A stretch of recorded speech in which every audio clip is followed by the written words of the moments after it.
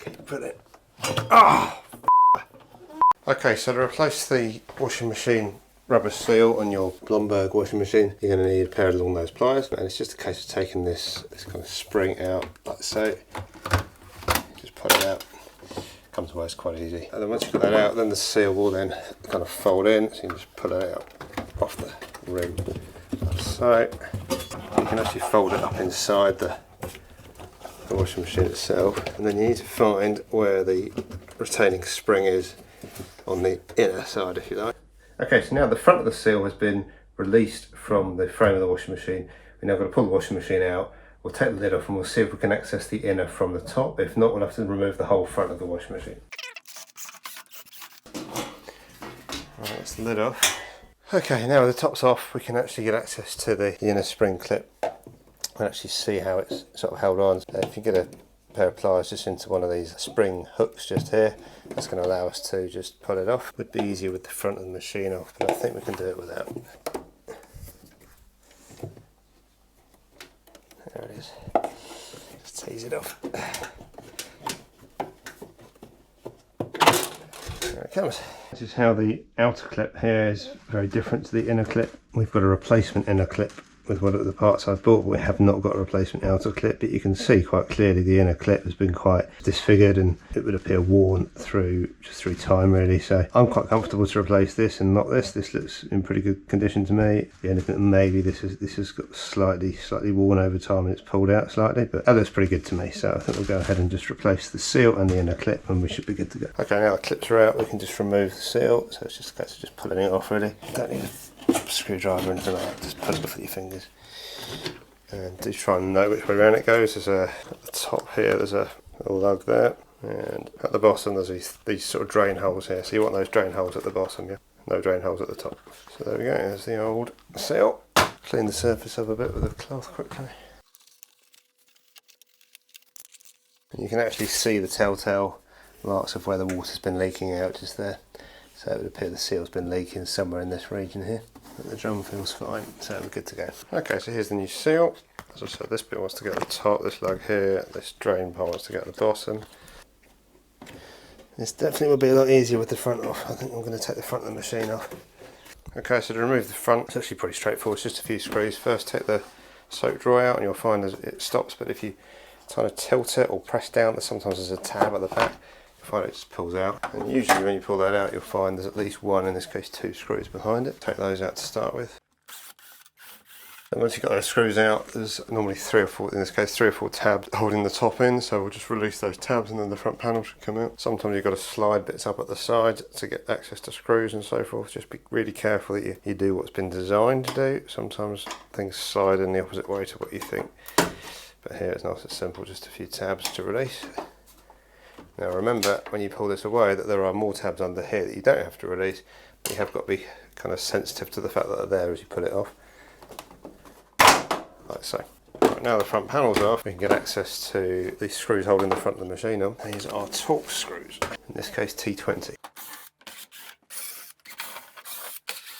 Okay, all those screws removed. You don't have to take the door hinge screws off at all. Just a case of just pulling it up or putting it down. In this case, I'm pulling it down. Now you will also find that there is the door lock still attached. You may wish to not bother taking that off and just rest the front on something, but I'm going to take it off. So. Okay, now we've got good access to the drum. Now we can get the new seal on quite easily.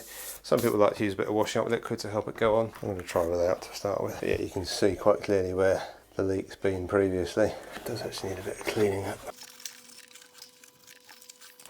Okay, so when you get to offer up the new seal, do remember that the larger circumference, that's going to be the one facing into the washing machine. Also do remember that you want the 3 drain holes there to be at the bottom. You can adjust it once it's on, but try and get that little marker there in line with that vertical mark there. Okay, so the rubber just wants to fold over this bit of plastic here. And I definitely would recommend a bit of dish soap for this bit, because it does take quite a bit of encouragement to get it on, but it will go.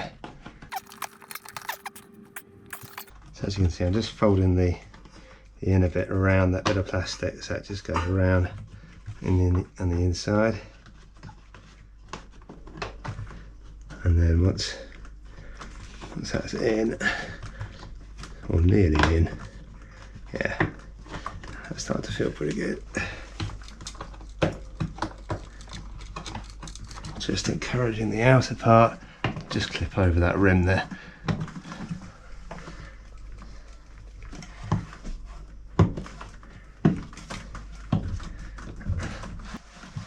And that's it. So that seal's now on. Now we can get the new clamp on. Now if you remember before, the inner clamp actually disconnected round about up the top, so I think that's what I'm going to do again, so that if someone does want to replace it in the future and I don't want to take the front off like I have, then we'll have to. Okay, so the spring just goes around this sort of rim here, so you've got to make sure, absolutely certain that it's on solidly, which it is. Make sure those 3 drain holes are there, which they are.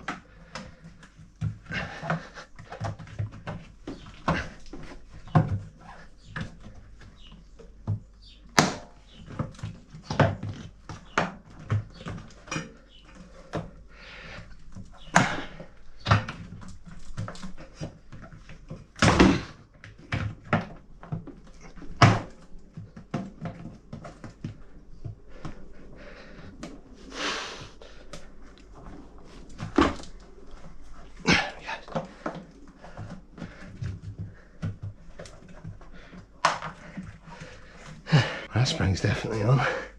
It's definitely a good seal. Now we can fold the rubber seal back inside the drum, as we did with the one we took off. Triple check that we've got a good seal all the way around, good integrity, which we do. And now we can go ahead and put the front of the machine back on, starting with the lock mechanism that we took off. Okay, so it's just a case of offering the lock mechanism up, sort of tilting it in, like so. There we go. And then once you've got it in there without any tension on it, get those screws in hand tight. And then if you're using a drill driver, just get it on a low torque. Okay, now we can go ahead, and there's these kind of holes here where these sort of plastic lugs kind of locate. And that offers it up. Once it's offered up, we can just get those top torque screws in. Again, T20 to do that on this particular machine.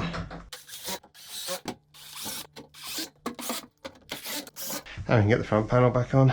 And again, just remember it's these clips that are the first thing you have to consider, and here are the bottom clips, so just bear in mind that those clips are going to also need to be pushed in, as well as the obvious ones on the top.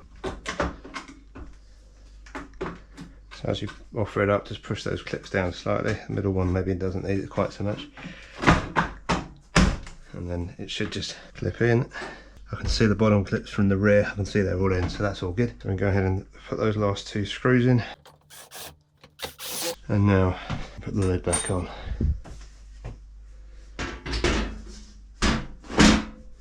Okay, lid's on.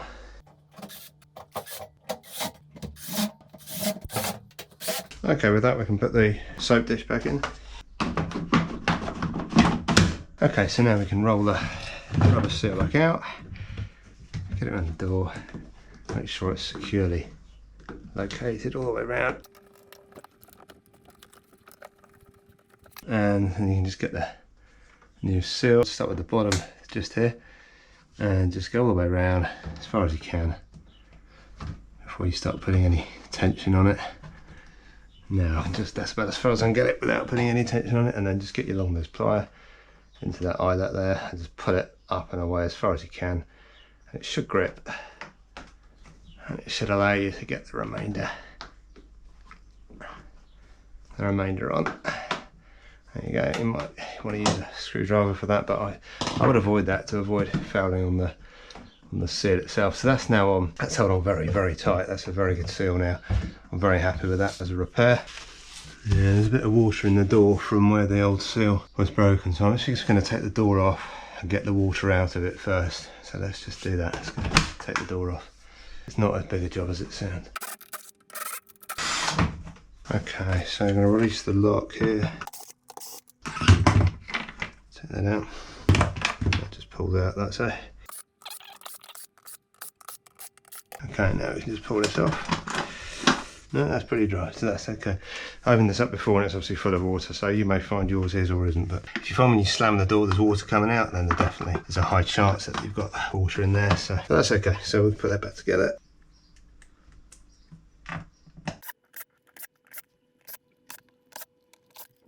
Okay, lock goes back in. Try and put it up as we push it in. That's it, it's located in. There we go, so it's in.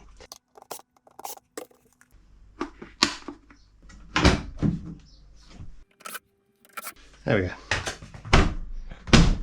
So now we're just going to do a quick wash just to test it.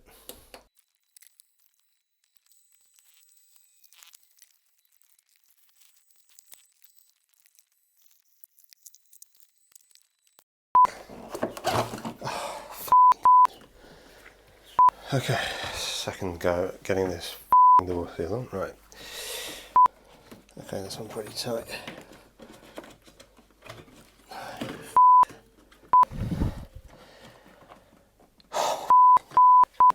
Well, the good news is, once it's on, it's going to be a really good seal. Bad news is, I can't get the thing on.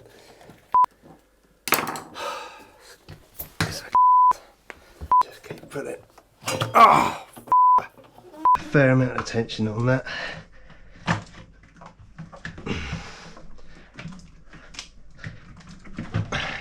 I say a fair amount, basically all the tension you've got, put that on it. That was a mother